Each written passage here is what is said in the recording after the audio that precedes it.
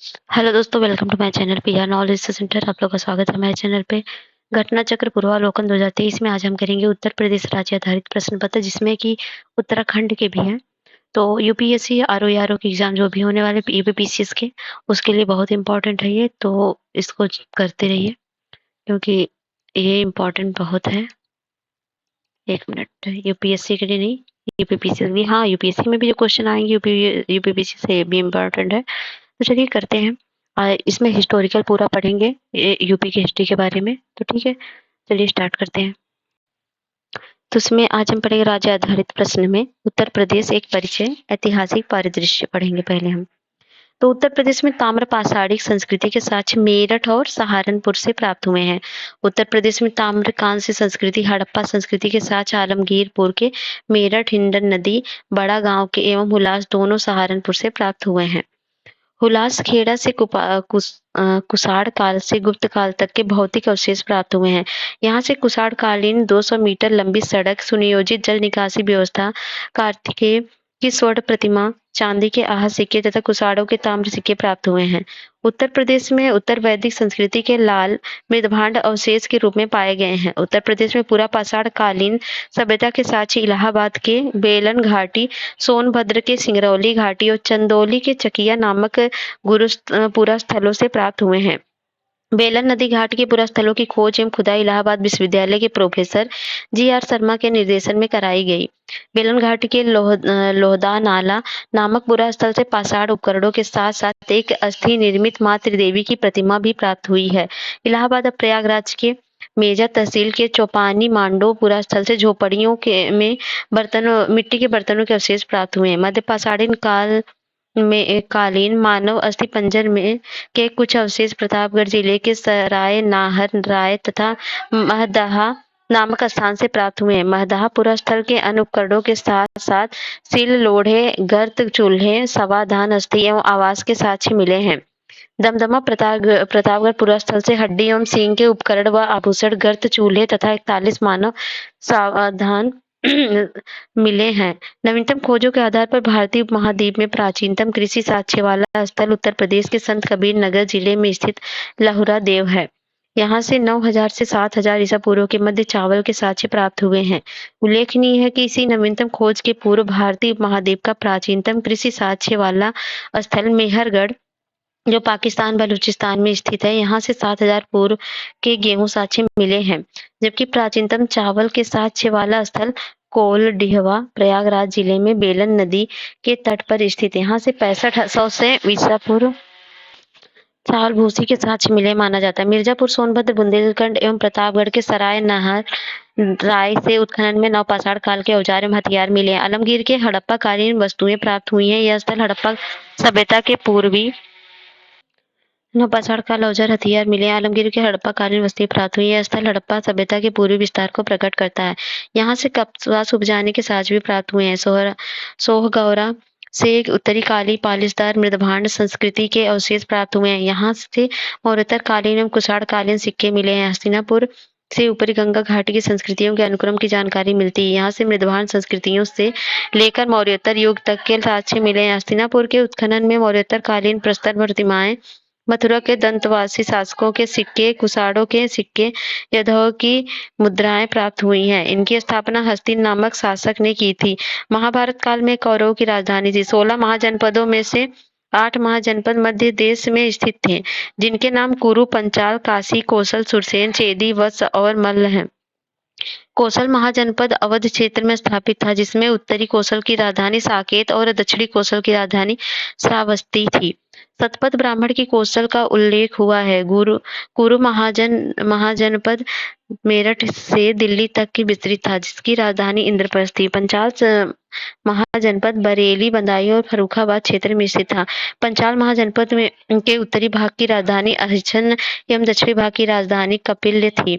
महाजनपद युग में संकीसा फर्रुखाबाद के समीप स्थित पंचाल महाजनपद में प्रमुख नगर था। वर्तमान मथुरा के समीपवर्ती क्षेत्र में स्थित सुरसेन महाजनपद की राजधानी मथुरा थी। वत्स महाजनपद प्रयागराज के समीपवर्ती क्षेत्र में स्थित की राजधानी कौशल दूसरी तीसरी शताब्दी में कौशाम्बी मगधों की राजधानी थी। इस काल में कौशाम्बी ने राजनीतिक एवं आर्थिक रूप से महत्वपूर्ण स्थान प्राप्त किया। इसे आद्य नगरी स्थल भी कहा जाता है। कौशाम्बी थेर पंथ का प्रमुख केंद्र थी। नगर को हूण नेता तोरमाड़ ने अधिक क्षति पहुंचाई थी। मल महाजनपद देवरिया गोरखपुर क्षेत्र की राजधानी कुशीनगर कसिए तथा पावा पडहराना थी। कुशीनगर 443 ईसा पूर्व में गौतम बुद्ध को महापरिनिर्वाण की प्राप्ति हुई थी। कालसी वर्तमान उत्तराखंड से अशोक को 14वां शिलालेख प्राप्त हुआ। यहाँ से संस्कृत पदों में उत्कीर्ण ईंटों को एक वेदी मिली जो तृतीय सती इसके शासक शिलवर्मन के अश्वमेध यज्ञ स्थल का साक्ष्य है। महात्मा बुद्ध ने वैशाली में संघ महिलाओं की प्रव्रज को अनुमति दी थी तथा प्रजापति गौतमी दीक्षा पाने वाली प्रथम महिला थी। बौद्ध परंपरा के अनुसार संकीसा में भगवान बुद्ध इंद्र एवं ब्रह्मा के साथ स्वर्ग से धरती पर आए थे। संकीसा से स्कंदगुप्त का एक सिक्का भी प्राप्त हुआ है। प्राचीनतम से इसी पत्तन मिगदाव के नाम से प्रसिद्ध सारनाथ में भगवान बुद्ध ने धर्मचक्र प्रवर्तन किया था। अशोक ने सारनाथ में एक सिंह स्तंभ बनवाया था। इसी सिंह स्तंभ शीर्ष को स्वतंत्र भारत के राज्य चिन्ह के रूप में अपनाया गया। हेनसांग के समय सारनाथ थेरवाद का प्रमुख केंद्र था। सारनाथ में ही गुप्तकालीन धर्मेख स्तूप है। फाहियान ने इसका विस्तृत उल्लेख किया है। गौतम बुद्ध का अधिकांश सन्यासी जीवन उत्तर प्रदेश में व्यतीत हुआ था। इसी कारण उत्तर प्रदेश को बौद्ध धर्म का पालना कहा जाता है। बुद्ध का जन्म, ज्ञान प्राप्ति, महापरिनिर्वाण तीनों वैशाख पूर्णिमा को ही हुए। इसलिए बौद्ध धर्म में वैशाख पूर्णिमा महत्वपूर्ण स्थान प्राप्त है। गौतम बुद्ध ने सर्वाधिक वर्षा काल कोसल राज्य में व्यतीत किए थे। बौद्ध ग्रंथ अगंतुर निकाय तथा जैन ग्रंथ भगवती सूत्र से 16 महाजनपदों का साक्ष्य प्राप्त होता है। छेदी महाजनपद की राजधानी सुक्तिमती थी। अयोध्या अभिलेख पुष्यमित्र सोंग के अयोध्या के राजपाल धनदेव से संबंधित हैं। इसे पता चलता है कि पुष्यमित्र ने 2 अश्वमेध यज्ञ किए थे। हेनसांग चीनी यात्री ने अपने यात्रा विवरण सी यूकी में अंतरजीखेड़ा को पीलोसान कहा। उत्तर वैदिक युग में संबंध स्थल उत्तरजीखेड़ा एटा जिले में स्थित है। से गैरिक मृदभांड तथा कृष्ण लोहित मृदभांड संस्कृतियों के अवशेष प्राप्त हुए हैं। अंतरजीखेड़ा से 1000 ईसा पूर्व के लौह प्रयोग, धान की खेती, वृत्ताकार अग्निकुंड एवं गैरिक तथा कृष्ण लोहित मृदभांड के साक्ष्य प्राप्त हुए हैं। अंतरजीखेड़ा से सोंग, कुषाणों तथा गुप्त शासकों में संबंध अवशेष प्राप्त हुए हैं। जैन धर्म के 5 तीर्थकारों, प्रथम तीर्थकार भगवान ऋषभनाथ, द्वितीय तीर्थकार भगवान अजीतनाथ और तृतीय तीर्थकार भगवान अभिनंदननाथ और पंचम तीर्थकार भगवान सुमतिनाथ तथा 14वें तीर्थंकर भगवान अनंतनाथ का जन्म स्थल अयोध्या था। सप्तम तीर्थकार भगवान सुपार्श्वनाथ एवं 23वें तीर्थकार भगवान पार्श्वनाथ की जन्मस्थली काशी थी। कौशाम्बी जनपद का ग्राम पभोसा छठे तीर्थकार भगवान पद्य प्रभु से संबंधित था। श्रावस्ती तृतीय तीर्थंकर भगवान संभवनाथ एवं विख्यात सोमनाथ मंदिर से संबंधित स्थल था। श्रावस्ती 3 प्रमुख व्यापारिक मार्गों उत्तरा पथ, दक्षिणा पथ, मध्य पथ के केंद्र में स्थित होने के कारण राजनीतिक व्यापारिक गतिविधियों का केंद्र बिंदु था। यहाँ के साहूकार अनाथ पिंडक ने जेतवन महाविहार पौधों को अनुदान में दिया था। आजीविक संप्रदाय के प्रवर्तक मखलीपुत्र गोसाल की जन्मभूमि भी श्रावस्ती थी। देवताओं के किले के रूप में विख्यात प्राचीन जैन मूर्तियों एवं शिल्प कला हेतु सुप्रसिद्ध स्थल देवगढ़ है। महोबा गोखर पहाड़ पर चट्टानों को काटकर निर्मित 24 तीर्थंकरों की प्रतिमाओं हेतु विख्यात कांकड़ी 9वें तीर्थंकर भगवान सुविध नाथ का निवास स्थल था। अयोध्या का प्राचीन एवं आयज्यमा था। बौद्ध परंपरा के अनुसार अशोक ने एक स्तूप का निर्माण अयोध्या में कराया था। अहिच्छन से मित्र उपाधि वाले राजाओं के सिक्के प्राप्त हुए हैं। अहिच्छन के शासक अच्युत को गुप्त नरेश समुद्रगुप्त ने पराजित किया था। अहिच्छन के गुप्तकालीन यमुना की एक मूर्ति प्राप्त हुई है। प्राचीन काल में कन्नौज कन्यभुंज के नाम से जिसका प्रसिद्ध था। पुष्यमित्र शासक हर्षवर्धन के काल में 606 से 47 में कन्नौज नगर महादयश्री और महोदय नगर भी कहलाता था। विष्णु धर्मोत्तर पुराण में कन्नौज को महोदय बताया गया है। कन्नौज आधिपत्य के लिए गुर्जर प्रतिहारों, पालों एवं राष्ट्रकूटों के मध्य दीर्घकालीन त्रिकोणीय संघर्ष हुआ। सर्वाधिक समय तक कन्नौज पर गुर्जर प्रतिहारों ने शासन किया। बौद्ध काल में कपिलवस्तु शाक्य गणराज्य की राजधानी थी। कपिल ऋषि के वास से इस स्थल का नाम कपिलवस्तु पड़ा था। यह श्रावस्ती वाराणसी मार्ग तथा वैशाली पुरुषपुर मार्ग का केंद्र स्थल था। कम्पिल्य एवं फर्रुखाबाद के मध्य स्थित प्राचीन काल में शिक्षा का प्रसिद्ध केंद्र रहा है। अहरौरा मिर्जापुर से अशोक का लघु शिलालेख है तथा सारनाथ वाराणसी एवं कौशाम्बी प्रयागराज के समीप से लघु स्तंभ लेख मिला है। सांची एवं सारनाथ के लघु स्तंभ लेख में अशोक अपने महापात्रों को संग भेद रोकने का आदेश देता है। प्रयाग स्तंभ पर अशोक की रानी कारुवाकी द्वारा दान दिए जाने का उल्लेख है। इसे रानी का अभिलेख भी कहा गया है। प्रयाग के अशोक स्तंभ पर हरिशेर द्वारा रचित समुद्रगुप्त का प्रशस्ति लेख उत्कीर्ण है। काशी का सर्वप्रथम उल्लेख अथर्ववेद में मिलता है। महाभारत के अनुसार इस नगर की स्थापना देवोदास ने की थी। काशी महाजनपद की राजधानी वाराणसी थी। गढ़वा में कुमारगुप्त प्रथम के 2 शिलालेख तथा स्कंदगुप्त का एक शिलालेख प्राप्त हुआ है। भीतरी स्तंभ लेख में पुष्यमित्र शुंग और हुडों के साथ स्कंदगुप्त के युद्ध का वर्णन है। देवगढ़ से प्राप्त पुरातात्विक साक्ष्यों से गुप्त काल के विशेष स्थापत्य मूर्ति कला के साक्ष्य मिले हैं। यहाँ के गुप्तकालीन मंदिरों में दशावतार मंदिर उल्लेखनीय है। यहाँ से जैन तीर्थकार ऋषभ देव की पुत्री ब्राह्मी द्वारा उत्कीर्णित लिपियों का अभिलेख मिला है। हर्षवर्धन प्रति 5वें वर्ष प्रयाग में महामोक्ष परिषद का आयोजन करता था। हर्षवर्धन का 628 ईस्वी का ताम्र दानपत्र लेख बस वांसखेड़ा से प्राप्त हुआ है, जिसमें हर्ष ने वंशावली प्रशासनिक संरचना एवं सैनिक अभियानों का उल्लेख किया। इस अभिलेख में द्वारा अहिच्छन मुक्ति के मरकट सागर गांव को करमुक्त करके 2 ब्राह्मण को दान देने का उल्लेख प्राप्त होता है। इस अभिलेख में हस्तकारों की अनुभूति उत्कीर्ण है। गुप्तकालीन मंदिरों में भीतर गांव का मंदिर कानपुर में स्थित है। चंद्रगुप्त द्वितीय विक्रमादित्य के काल में बनवाया गया था। चंद्रगुप्त द्वितीय विक्रमादित्य काल में बनवाया गया था और यह मंदिर केवल ईंटों से ही निर्मित है। इसकी विशेषता शिखर का होना तथा ऊंचे चबूतरे पर निर्मित होना माना जाता है। इसकी छत पिरामिडाकार है और कुषाणों के पूर्वी साम्राज्य की राजधानी जो है युग में मथुरा एशिया संबंध रेशम मार्ग से जुड़ा हुआ है। मथुरा साटक वस्त्र निर्माण का एक प्रमुख केंद्र था। यह श्वेतांबर जैन मत का केंद्र था। यहाँ बौद्ध मत की सर्वास्तिवादी अगला है और राजधानी कुषाणों की पूर्वी साम्राज्य की राजधानी मथुरा थी। वहां से कुषाणों के सिक्के काफी मात्रा मिले। समुद्रगुप्त के मथुरा के शासक गणपति नाग को पराजित किया था।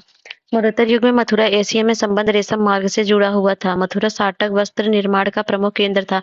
वे श्वेतांबर जैन मत का केंद्र था। वहां बौद्ध मत की सर्वास्तिवादी विचारधारा का उद्भव एवं विकास हुआ था। यहाँ मथुरा कला शैली में बुद्ध की प्रथम मूर्ति निर्मित हुई थी। यहाँ से कनिष्क के 2 अभिलेख प्राप्त हुए हैं। 1435 ईस्वी में मालवा के हुसांग शाह ने कल्पों पर अधिकार कर लिया था। अकबर के नवरत्नों में शामिल बीरबल कालपी ने संबंध था। यहाँ से बीरबल का रंग महल तथा मुगल कालीन टकसाल के अवशेष प्राप्त हुए हैं। 831 में महोबा के चंदेलों ने अपनी राजधानी स्थापित की थी। चंदेलों का राज जोजाक मुक्ति के नाम से चर्चित था। 1018 ईस्वी में महमूद गजनबी के मथुरा के मंदिरों को ध्वंस कर लूटपाट की थी। 1018 से 19 में महमूद गजनबी ने कन्नौज पर आक्रमण किया था। 1194 ईस्वी में चंदावार के युद्ध में मोहम्मद गौरी ने गढ़वाल नरेश जयचंद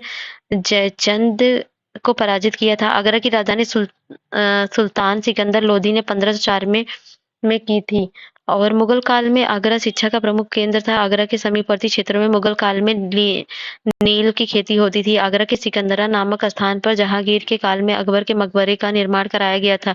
यह मकबरा बगीचे में स्थित है। आगरा यमुना नदी के तट पर स्थित है। यहाँ पर जहांगीर के किले यमुना नदी के दूसरे तट पर एक सोने की जंजीर लगवाई थी। इस जंजीर को न्याय की जंजीर की संज्ञा दी गई थी।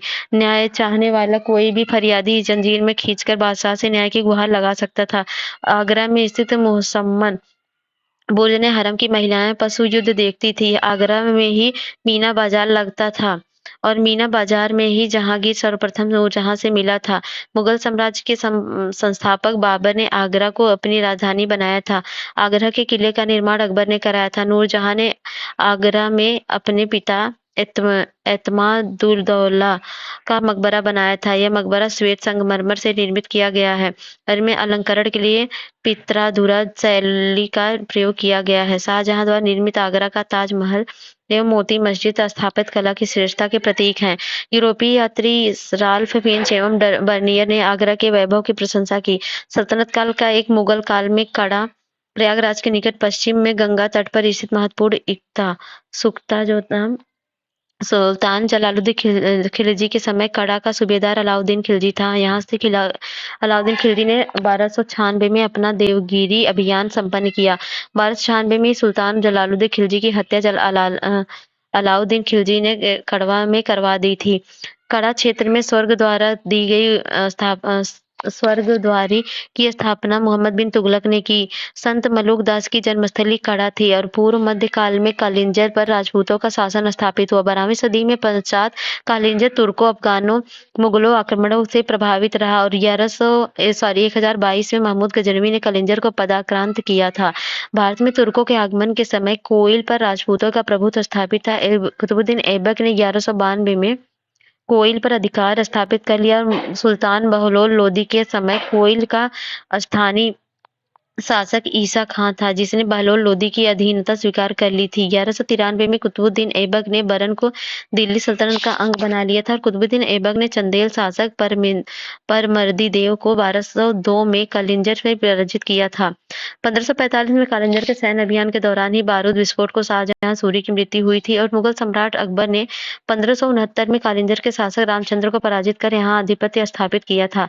12वीं शताब्दी के अंत में कुतुबुद्दीन ऐबक ने दिल्ली का सल्तनत कालपी को दिल्ली का सल्तनत 1 मिनट पराजित किया था और कुतुबुद्दीन ऐबक ने दिल्ली सल्तनत का अंग बना दिया था। और 1859 में औरंगजेब के खजुआ के युद्ध में शाह शुजा को पराजित कर उत्तराधिकार युद्ध में निर्णायक सफलता प्राप्त की थी और 1670 ईस्वी में औरंगजेब ने मथुरा के कृष्ण मंदिर वीर सिंह बुंदेला द्वारा निर्मित को नष्ट कर दिया। भरतपुर राज्य की राजधानी मथुरा थी, जो सूरजमल जाट के समय गौरवान्वित हुई। पृथ्वीराज चौहान के समय गढ़ कुंडार का चंदेल शासक परमाल था, जिसे पराजित कर पृथ्वीराज चौहान ने यहाँ अधिकार कर लिया था। पृथ्वीराज के सेनानायक खेत सिंह ने गढ़ कुंडार में खंगार राज्य की स्थापना की। 14वीं शताब्दी में चुनार चंदेलों का शासन स्थापित था और पृथ्वीराज सेनानायक खेत सिंह ने कुंडगार में खंगार राज्य की स्थापना की। 14वीं शताब्दी में चुनार पर चंदेलों का शासन हुआ था।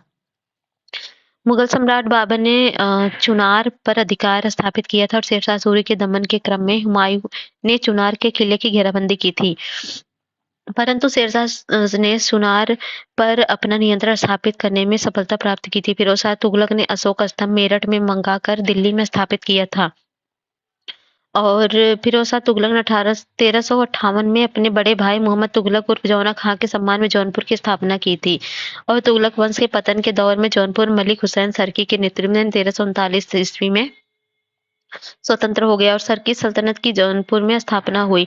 सरकीस सल्तनत के दौरान जौनपुर को सिराजे हिंद कहा जाता था।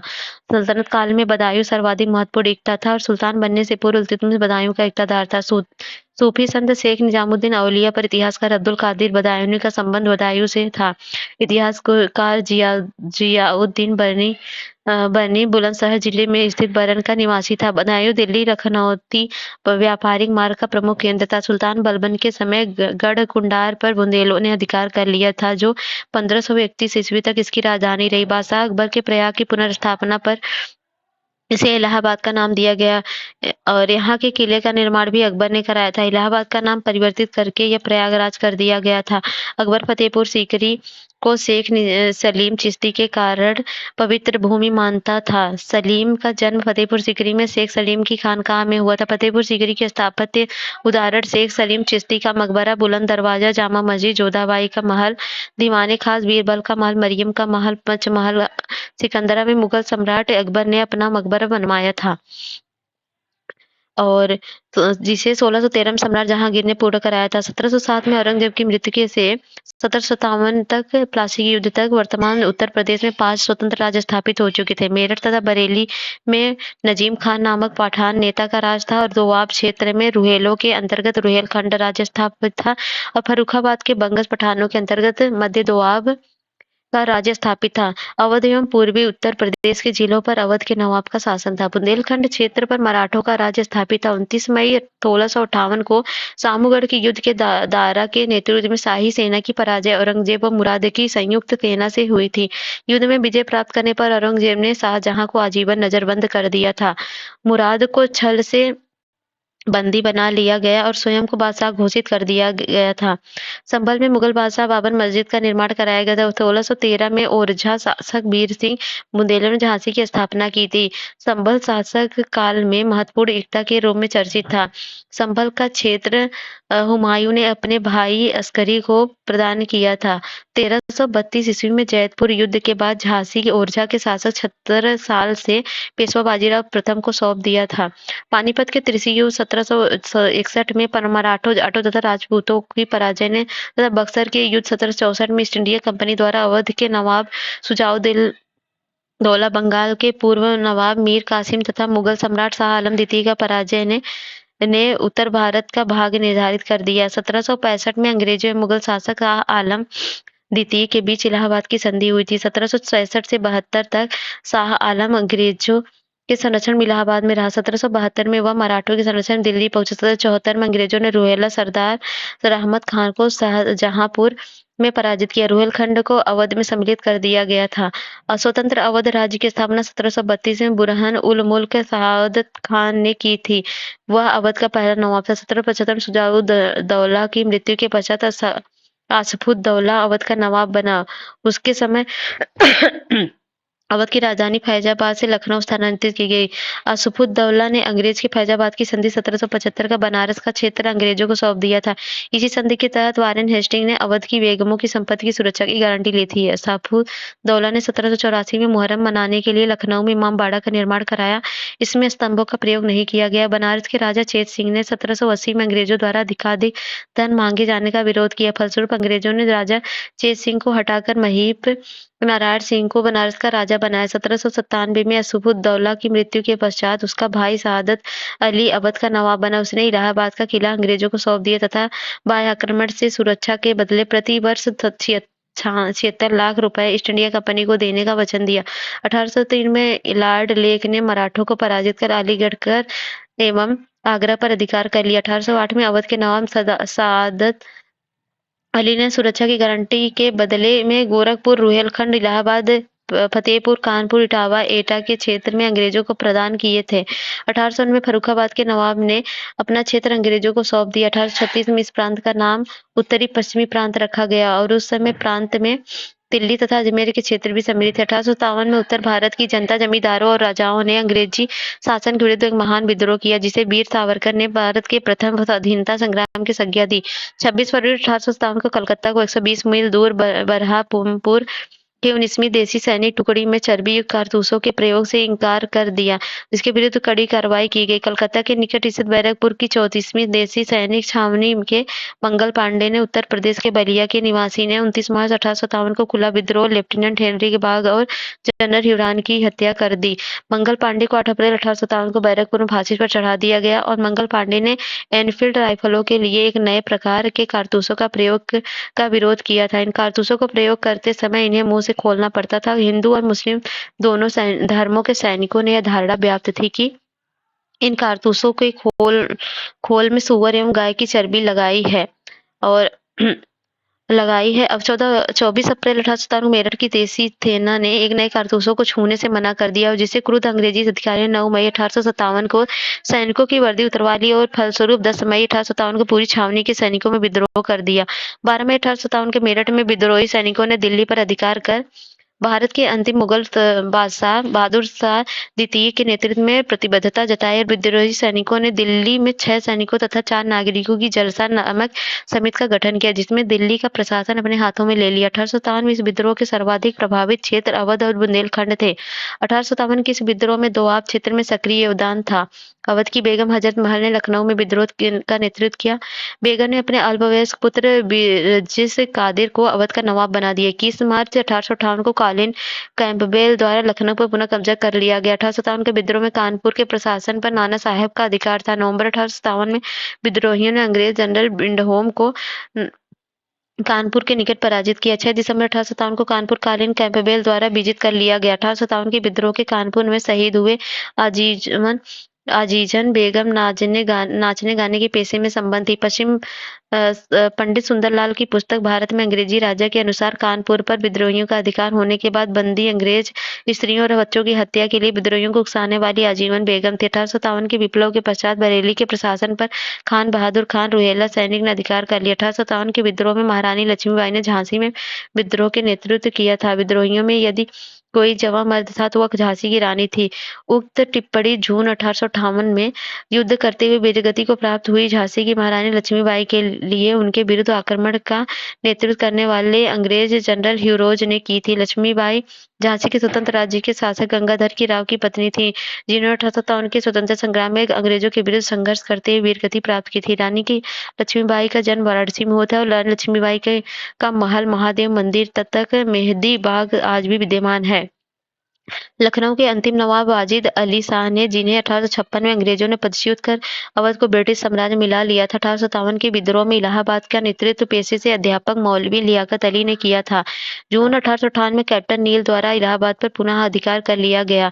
1857 विद्रोह के महान योद्धा तात्या तोपे, मूल नाम रामचंद्र पांडुरंग, ने अपनी गनीमी कावा रणनीति छापरमार रणनीति में अंग्रेजों को भयभीत कर दिया और 7 अप्रैल 1959 को तात्या तोपे को गिरफ्तार करके उन पर शिवपुरी के सैनिक न्यायालय में मुकदमा चलाकर 18 अप्रैल 1859 को फांसी पर चढ़ा दिया। संयुक्त प्रांत में 1857 के विद्रोह में स्थानीय जनता ने अगस्त 1857 में भाग लेना आरंभ कर दिया और जून 1858 में संयुक्त प्रांत में विद्रोह ही पूरी तरह से समाप्त हो गया और 1 नवंबर 1858 में ब्रिटेन की महारानी विक्टोरिया ने एक उद्घोषणा द्वारा ब्रिटिश ईस्ट इंडिया कंपनी के हाथों से सत्ता स्वयं अधिकृत करके भारत में शांति की स्थापना की। 1 नवंबर 1858 के इलाहाबाद में लॉर्ड कैनिंग ने महारानी विक्टोरिया का घोषणा पत्र पढ़कर सुनाया। 1858 में दिल्ली डिवीजन को उत्तर पश्चिम प्रदेश में अलग कर दिया गया और प्रदेश की राजधानी को आगरा से इलाहाबाद स्थानांतरित कर दिया गया। 19वीं सदी के उत्तरार्ध में बनारस के भारतेंदु हरिश्चंद्र ने अपनी पत्रिका कवि वचन सुधा में स्वदेशी आंदोलन का समर्थन किया। विदेशी शासन खिलाफ जिहाद का नारा देने के उद्देश्य से 1866 मोहम्मद कासिम ननौतवी एवं रशीद अहमद गंगोही ने देवबंद में इस्लामी मदरसे की स्थापना की। देवबंद आंदोलन की शुरुआत मौलाना हुसैन एवं अन्य द्वारा 1866 में हुई थी। अलीगढ़ में सर सैयद अहमद खां द्वारा 1875 में स्थापित मोहम्मद एंग्लो ओरिएंटल विश्वविद्यालय का वर्तमान नाम अलीगढ़ मुस्लिम विश्वविद्यालय है। सर सैयद अहमद खान ने मुसलमानों की स्थिति सुधारने के लिए अलीगढ़ आंदोलन चलाया और 28 दिसंबर 1885 को भारतीय राष्ट्रीय कांग्रेस ने प्रथम अधिवेशन में शामिल 72 प्रतिनिधियों में उत्तर प्रदेश से शामिल प्रतिनिधि गंगा प्रसाद वर्मा, प्राणनाथ पंडित, मुंशी ज्वाला प्रसाद, जानकी नाथ घोषला और रामकली चौधरी, बाबू शिव प्रसाद चौधरी, बाबू जमुना दास तथा लाल बैजनाथ। भारतीय राष्ट्रीय कांग्रेस के द्वितीय अधिवेशन में भारतीय राष्ट्रीय कांग्रेस द्वारा सार्वजनिक सेवाओं से जुड़े प्रश्नों पर विचार करने हेतु गठित 17 सदस्यीय समिति में उत्तर प्रदेश से 5 सदस्यों का चयन किया गया। गंगा प्रसाद वर्मा, प्राणनाथ हामिद अली, नवाब रजा अली खां और मुंशी काशी प्रसाद। भारतीय राष्ट्रीय कांग्रेस के उत्तर प्रदेश में वर्ष 1947 तक कुल 9 अधिवेशन हुए थे। भारतीय राष्ट्रीय कांग्रेस के उत्तर प्रदेश में सर्वाधिक 3 अधिवेशन हुए। इलाहाबाद में 1888 में अध्यक्ष थे जॉर्ज यूल, 1892 में अध्यक्ष थे WC बनर्जी, 1910 में अध्यक्ष थे विलियम वेडर्स वन और इलाहाबाद में और अध्यक्ष अंबिका चरण मजूमदार थी और 1916 में अध्यक्ष जो थी ये थी अध्यक्ष अंबिका चरण मजूमदार 1916 में थी और पंडित जवाहरलाल नेहरू थे 1929 में थे, 1936 में हुए थे 2 बार। इलाहाबाद एवं लखनऊ में अतिरिक्त 3 अन्य शहरों में भारतीय राष्ट्रीय कांग्रेस का अधिवेशन वर्ष 1905 में बनारस में गोपाल कृष्ण गोखले, वर्ष 1925 में कानपुर में श्रीमती सरोजिनी नायडू और 1946 में मेरठ अध्यक्ष आचार्य JB कृपलानी और 88 में प्रांत के गवर्नर पर ऑकलैंड केल्विन ने इलाहाबाद के कांग्रेस अधिवेशन में रुकावट डालने का प्रयत्न किया था। तो ठीक है, इसके आगे हम करेंगे नेक्स्ट वीडियो में। वीडियो ज़्यादा लॉन्ग हो जाएगी तो समझ नहीं, ये इतना रिविजन करिए, मिलते हैं नेक्स्ट वीडियो में और नेक्स्ट थोड़ा बाकी है उसके बाद क्वेश्चन हम करेंगे। तब तक के लिए जय हिंद जय भारत।